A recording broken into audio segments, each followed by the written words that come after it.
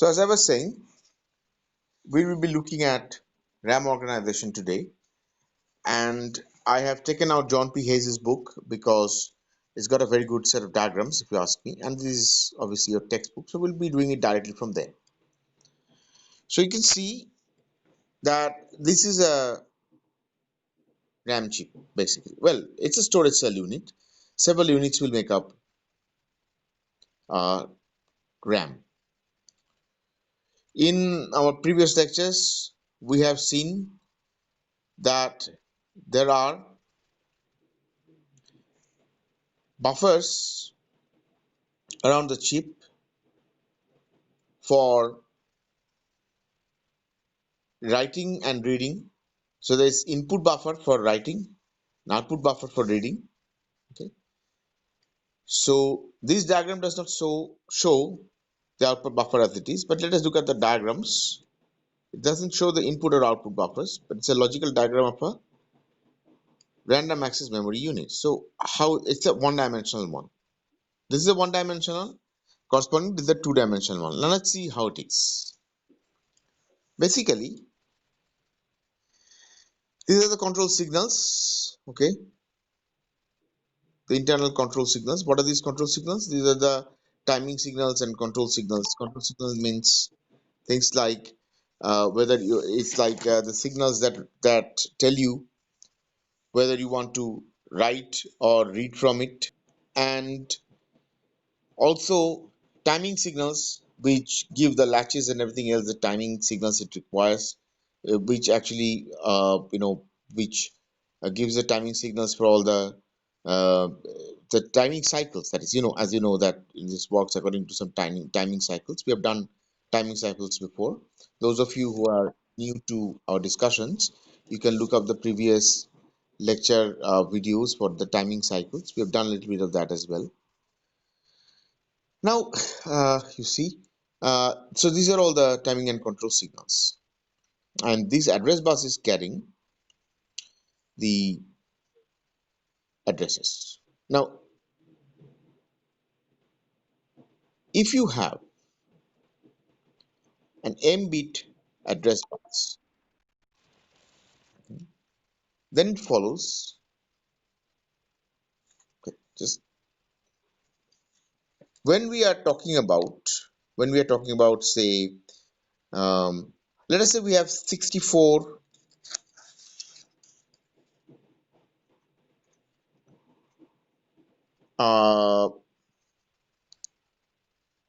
k memory addresses.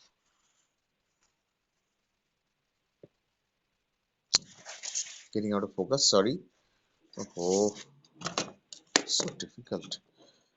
So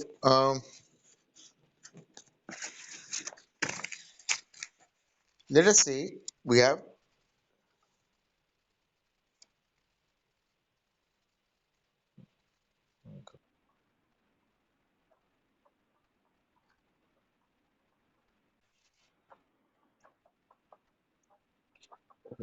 uh, please speak English, dear. Please speak English.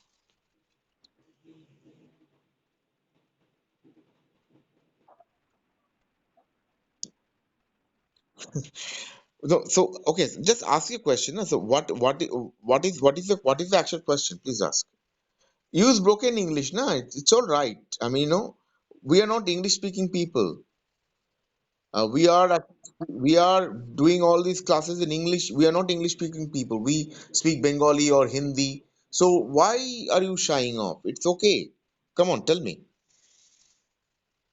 Speak broken English. Yes. Hmm.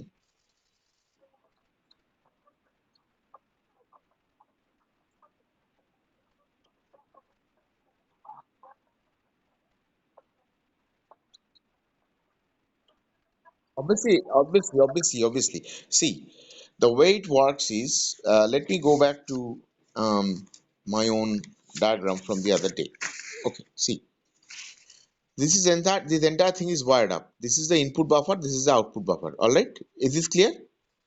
You can see that this is probably on the net already. Now, I mean in my channel. Now, when the address buffer, the address decoder is there, okay, it is this decoder here that I've obviously my diagram is of a very poor quality, but this address decoder is basically this address decoder here. Now, when this address decoder is there, what is its function? Its function is to select one particular address in memory, all right, and one particular address that will either be written to or that it will be read from. Depending upon the read write signals, these read write signals are these control signals. Okay, these read write signals are these control signals. Now, accordingly, these either it will be a read signal or a write signal. It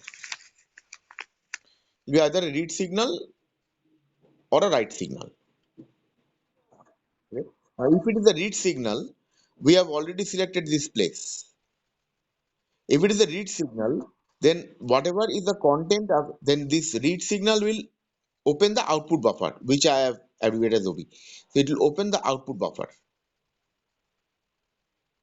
So whatever is there in the content of this particular address that we have selected, that will be released into the data bus. This is the data bus, it will be released into the data bus. And if it is the right signal, we have already selected this part.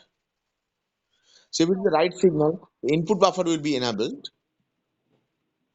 So whatever is being carried by the data bus will enter the particular memory area, particular memory address, enter the storage of that at that address from the data bus because the input buffer has been enabled. Okay, so this is how it happens. You see, compare this. This is just a basic route diagram. Compare this to this. Okay, address decoder, storage cell unit, data bus. And this is the read write drivers, which are called the sense amplifiers. Basically, they sense what is inside the storage cells. You remember that storage cells are basically made out of transistors, so they're holding the transistors. The transistor sort of charges. Now they sense what is in there, and zeros and ones, and that is released into the data bus. These are all buffers actually. Okay, these are buffers. So these buffers, for example, these ones. I beg your pardon. This is the buffer. Sorry, these are the input output sort of if you like. These are the input output buffers. Okay, so that this is basically for outputting and this is basically for inputting. And in the meanwhile, there is also something called a data bus. Beg your pardon, data buffer. Once again, but the data bus is carrying data, right? And the data bus is W bytes.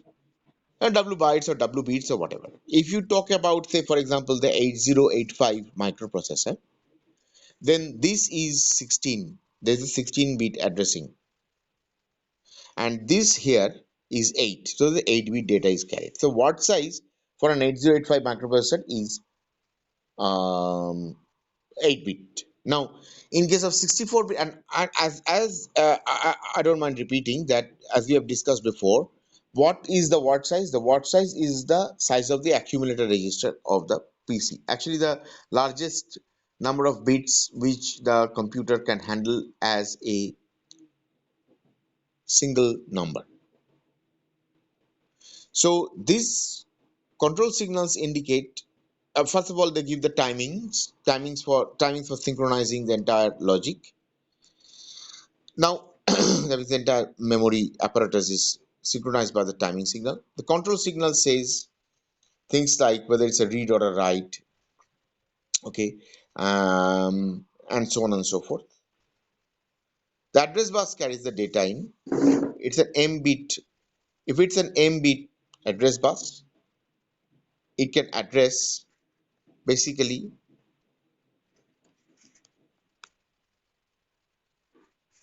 this implies 2 to the power of M addresses.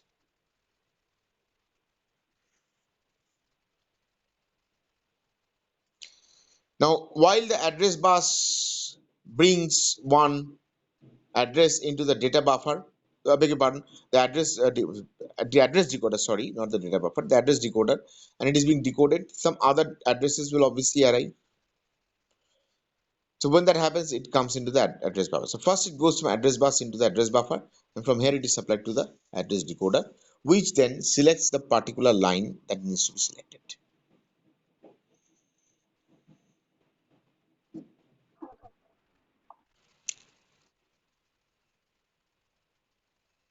And you can imagine this is A0 and this is A to the power of m minus 1. Can you tell me why this happens?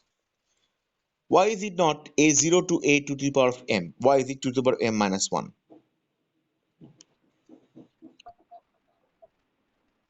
Good, very good, very good. Thank you, thank you, thank you very much. So that's very good.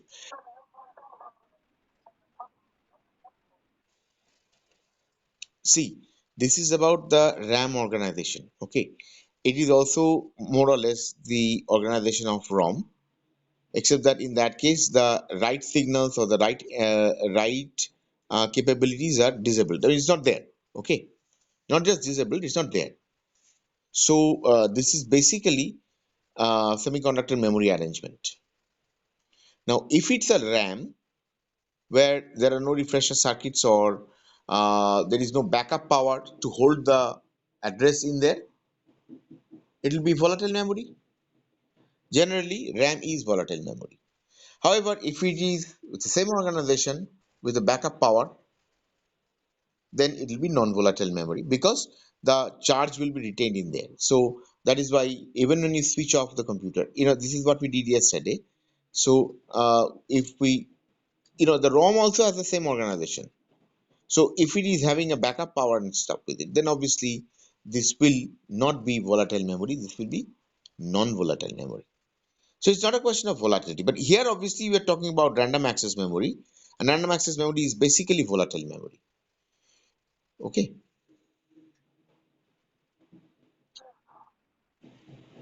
is that okay, Kostab? Okay. So then this selects the particular cell and according to whether it's read or write, that see data bus carries the data into the data buffer. If it's a write, then the data flows in, and the one place where the buffer is opened is the one selected line. So the data goes in there and gets written in, and then in the next timing cycle, it all goes off when the buffers etc. go off, and whatever is stored in there, it keeps stored. And in this case, this is a volatile memory, random access memory. So basically when the power is switched off, all of these will be totally wiped out and be in random states which you can't read. So basically in layman's terms, deleted. Everything will be deleted in there, you can't read anymore. On the other hand, if it's a ROM unit rather than a RAM unit, the arrangement is more or less the same, but with the backup power, this will keep on refreshing so that even when the power is off, the data will be retained. Okay. Now, whenever there is also output, the output buffer, the data buffer will receive the output from the storage cell. Then it will be released into the data bus. Okay. Now, uh, so this is a very basic arrangement of any cell really, especially a RAM cell. Now you must wonder that. Okay, okay, let's see another arrangement. The second arrangement that you can find is this. This is a 2D arrangement. Here things are slightly complicated.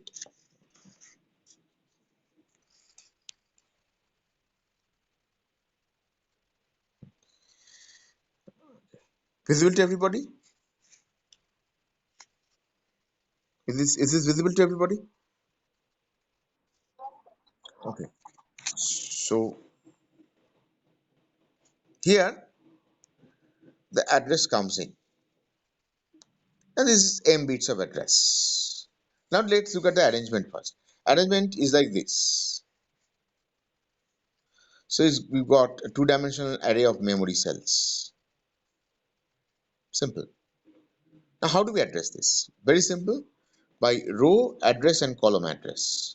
Same as this, except that this was one to get, because this was a one-dimensional memory, but because it's a two-dimensional memory, we need to also select the row and the column. So alongside the row, we also need to select the column. So these are the two address decoders, row and column. We often call them page number and line number. So basically, what is happening is the m bits of address bus, it is getting divided. Mx is row, my for y, this is column. So address buffer consists of two buffers here, logically speaking. One buffer is for the x address, which is basically the row decoder, and another one is for the y address, which is basically the column decoder.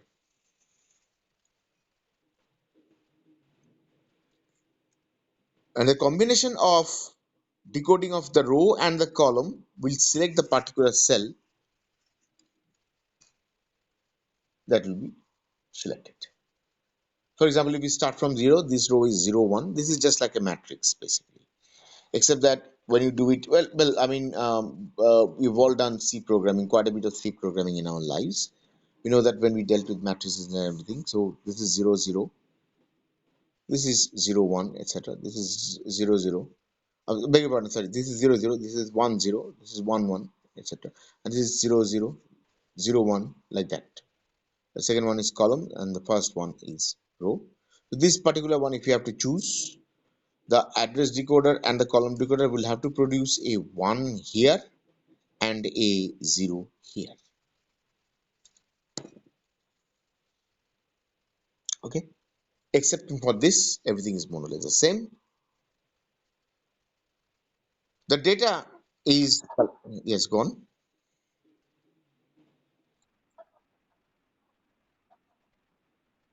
It makes it more compact and more dense. Okay. This makes it more compact and more dense. So imagine that this kind of memory address, right? So keep on increasing this side, this side, this side. This one here, it will go on increasing this side. You can also increase it that side. See, with this, if you want to increase the word size, with this arrangement, if you want to increase the word size, now remember this, that do not ever think of this as one chip. This may be one chip. There's no doubt that this may be one chip. These all may be several chips. For example, Divya, when we increase the RAM size of a computer, you have already got, say, 128 megabytes. You want to put in another 120. You already got 2 GB. You want to put in another 2 GB, right? So how do we do that? Well, very simple. We can box this. That's right. Another chip, but then that will be basically like this. So the increasing the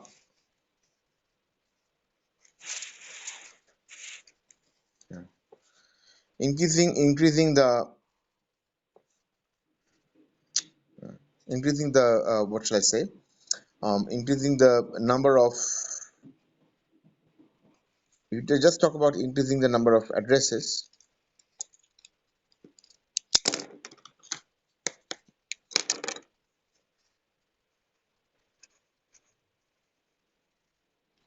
Just talk about increasing the number of addresses.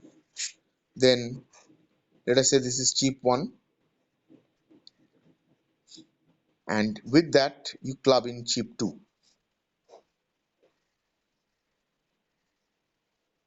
Right?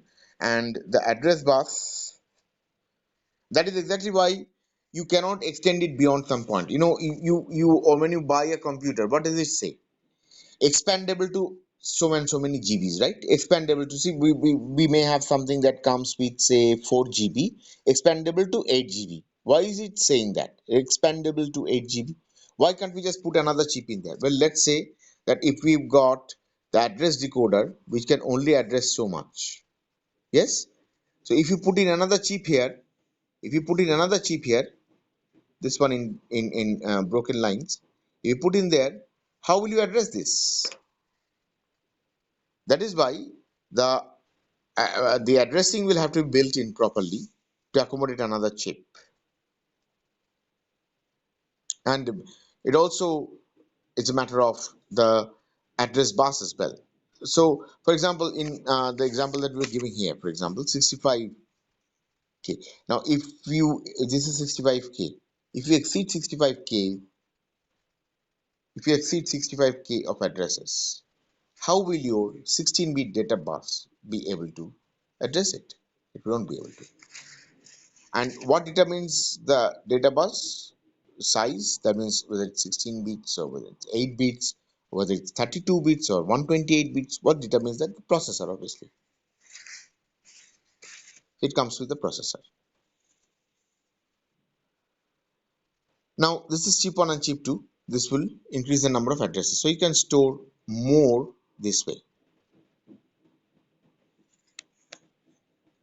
That is, you can store more units this way. However, if you wanted to store more per word, so if you talk about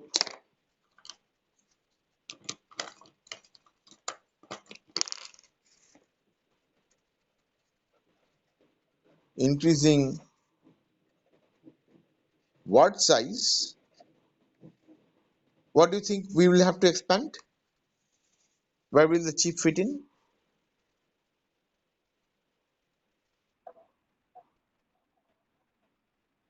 No. Let us say that we are increasing the word size. Okay. This is a word.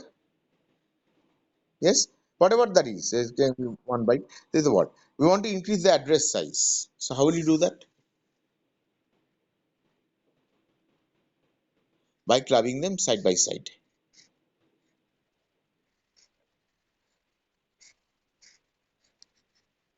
So this way you increase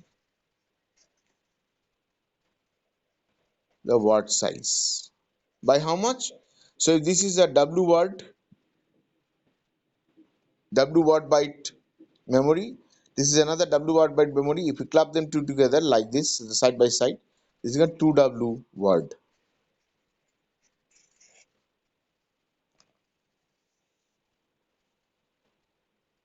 Understood? Similarly, in this case, it is easy because you have a two-dimensional memory. Let us say you want to increase the address size this way, you can and go on increasing this way. And also, it takes up less space. If you want to increase the memory size, that means the memory capacity in terms of how much, or rather how many distinct, because how many distinct values it can store. So this is one distinct value, this is another distinct value. Let's say if it is arranged like that. Now, in that case, you can expand it this way. However, I must tell you that this is not an indicator of that. It basically just means that in a small space, we have got several storage cells. It may be that these are not rows. This is just one row and column that is here, and row and column here, row and column here, and everything else. These are just individual storage cells which cannot be put together. So they're all having individual data, and these will obviously once again it may be that these are not just single cells, this may be an array of cells inside there. So array within array within array can go on like that. But what I'm saying is that just by the fact that it is a 2D array, we should not assume that this is the word and these are the total addresses. No, we can assume also that these are all individual cells, and this will be accessed separately by row and column. So this will rather connect to one of those, and that will hold our data. Okay. However, it may also be that the entire data is written across all these cells. In that case, whatever I just said will be applicable. That if you want to increase the word size, it is this way. If you want to increase the number of items you can store, it is this way. But only if these are put together and these are put together as one. Obviously, these are interconnected. I'm not saying these are not one. But if whatever is contained in a cell is the content, then this is just an arrangement of several storage cells, maybe cell within cells also, and it will not denote data width, that means word size or number of, okay, number of data it can denote, but otherwise no.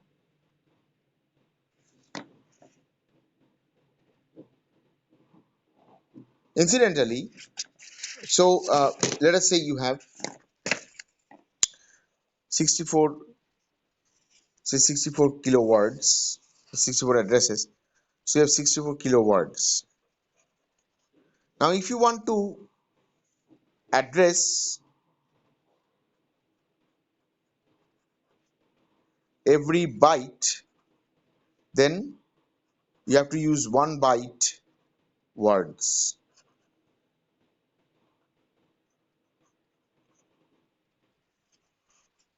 If you have to address every bit,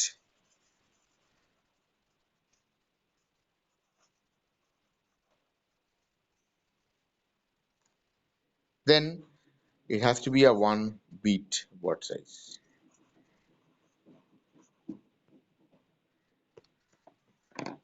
So, for example, in this diagram, if all of these are 1 bits each and they are arranged together in one memory, then each of these bits would be addressable. But this is hardly the case because obviously it takes up space, it takes up a lot of time and effort to just make this up. So we don't really have that.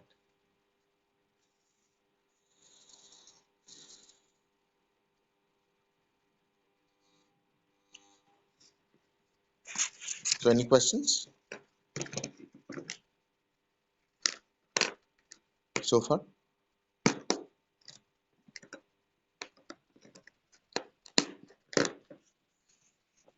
Okay. Now these are the two. There are two basic RAM technologies. Okay. One is a static RAM. This is basically a static RAM, and this is a dynamic RAM. But we are not coming to that at the moment. Let us come to the major external collections. So you see that RAM here, that is a 2M into W, means W is basically the word size, 2M is this much. How many addresses are there? So you got an address bus, and this you already know. Chip select lines, write enable, output enable. Write enable means write signal, output enable means output signal. And chip select line, it selects the particular RAM chip that is we're talking about. See, this is a block. For example, this block here,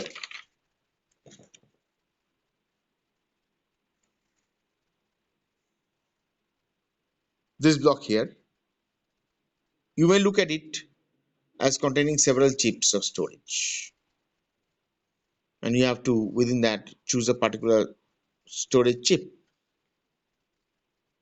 So then you first select the chip, then you select the particular line on that chip. Okay. Once again, if inside the chip the organization is like that, then the line on a storage will be divided again into row and column, so on and so forth.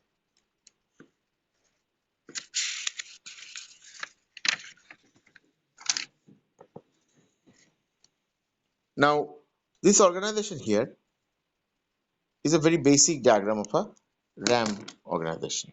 Okay, now what happens here is that if you want to, as I was saying, if you want to increase the word size,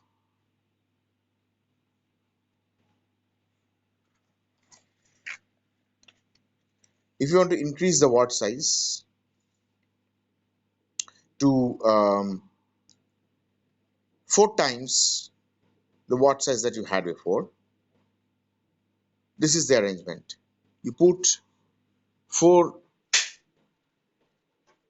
let us say each of these RAM word sizes are this one. So W is the size of this one.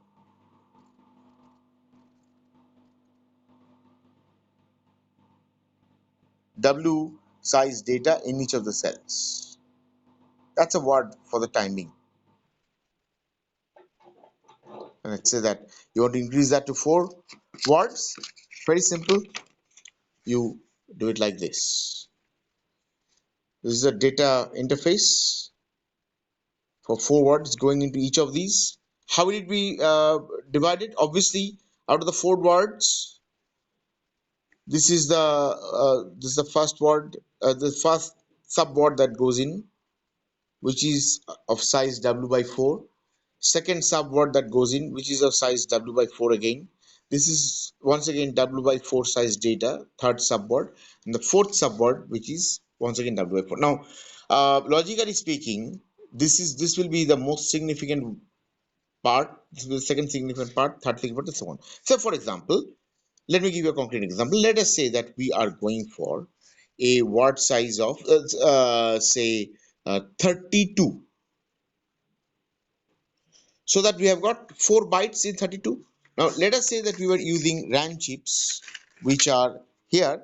Let us say W is 1 byte. And what are we going for? We're going for a 4 byte word. So we arrange the RAM chips like this. Okay. So this will contain the first byte, which is the least significant one.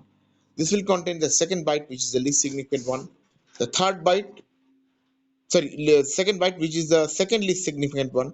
The third byte, which is the third least significant byte, and the fourth one, which is the least, which is the most significant byte.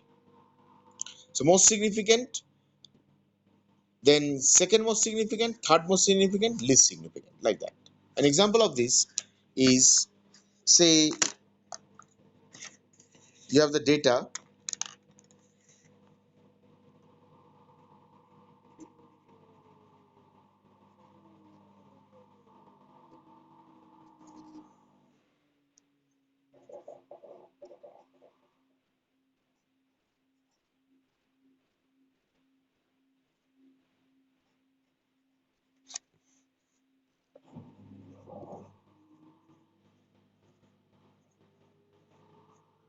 So this is a 32-bit number I have randomly written. Can mean anything. We were using a RAM which has a word size of only 1 2 3 4 5 6 7 8. So this will be in chip 1. This will be in 1 2 3 4 5 6 7 8. The next chip. Then this will be in the next chip, and this will be in another chip.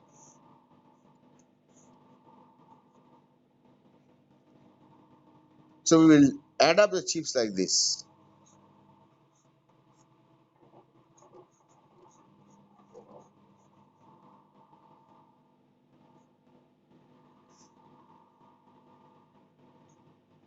Like this one here.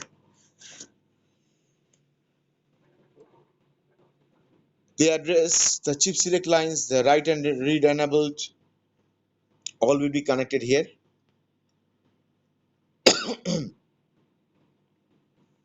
And data will be written accordingly. So that, for example, this data here will go here. The second data here will go in the second one here, and the third here in the third one, and then the last one, okay, 4 zeros, 0001, this will be in here. Logically, we can conclude that, because we have always written, logically, we have always written the most significant digits or the most significant numbers on the left and the least significant ones on the right. So that's what it is. On the other hand, look at this.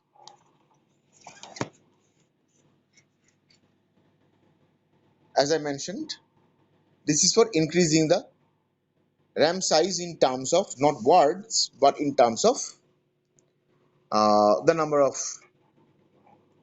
lines. That means number of individual items you can store. So that way you're going to connect it like this. Okay. You leave the 1 out of 4 decoder. That means it will select first of all, okay, the chip select and the address. It will select which chip you're going to go for. From there, the data will be brought, and each of the chips will have, say, 1 to 64K addresses, 1 to 64K addresses, 1 to 64K addresses, and so on and so forth. So part of the so basically the address will be given as m plus 2. Why? Because when the address is given as m plus 2, the 2 will go in there. So the 2 will go in there so that the 1 out of 4 decoder will take the 2 logical inputs, Boolean inputs, and out of the 4 outputs, you know what they are: 0 0 0 1 1 0 1 1. Accordingly, one of the chips will be selected. But this aim here is this aim here. This is this aim. This goes to select the particular line. So how does this work? Well, very simple. This particular address, let's say the address is 10. Okay. So let me draw it out like this.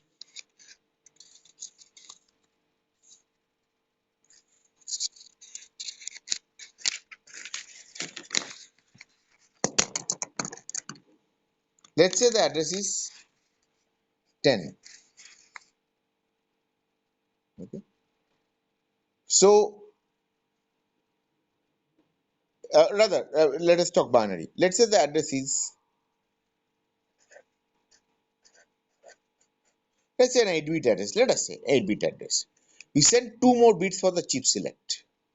Let's say 0 1.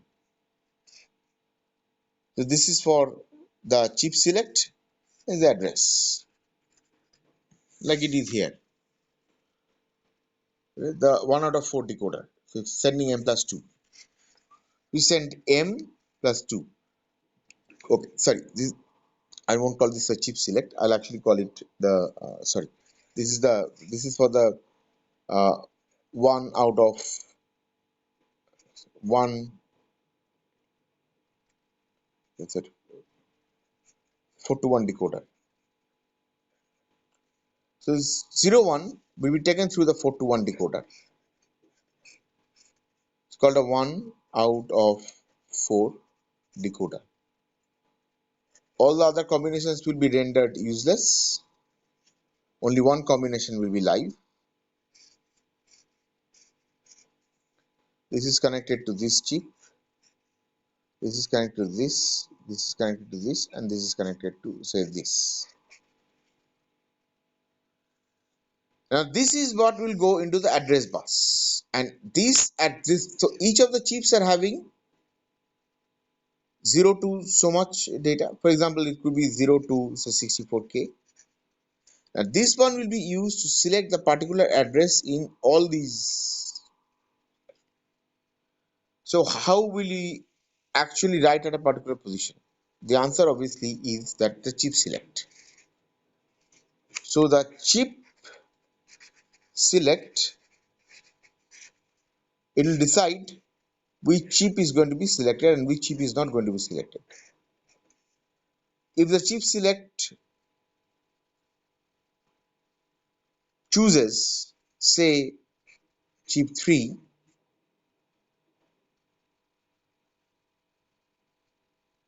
so then whatever happens, the output or input will happen only from chip 3. And whether it's output or input, that happens through data bus. I beg your pardon. Yes, through data bus. Okay.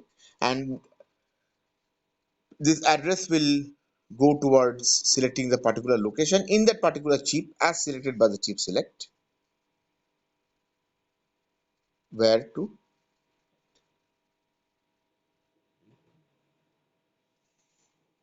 Okay.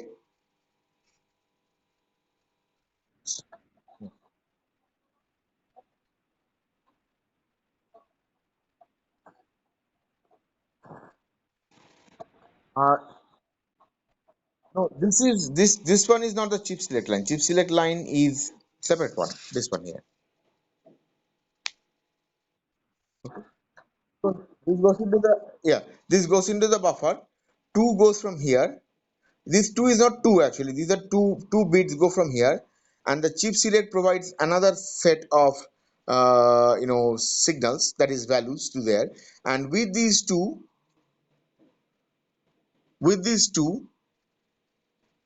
combined, the out 1 out of 4 decoder just sends out activation signals, that is a 1 in only one of these lines. And these one of these lines you see are connected with the chip select of each of these.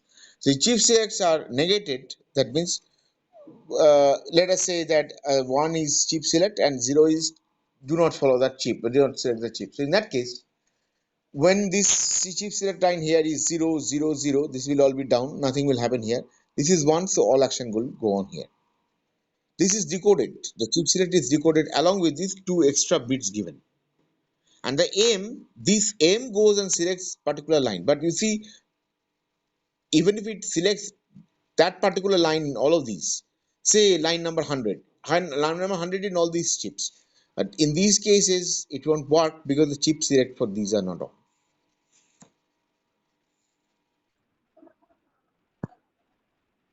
That is given by the control unit of the computer according to the program that you are writing.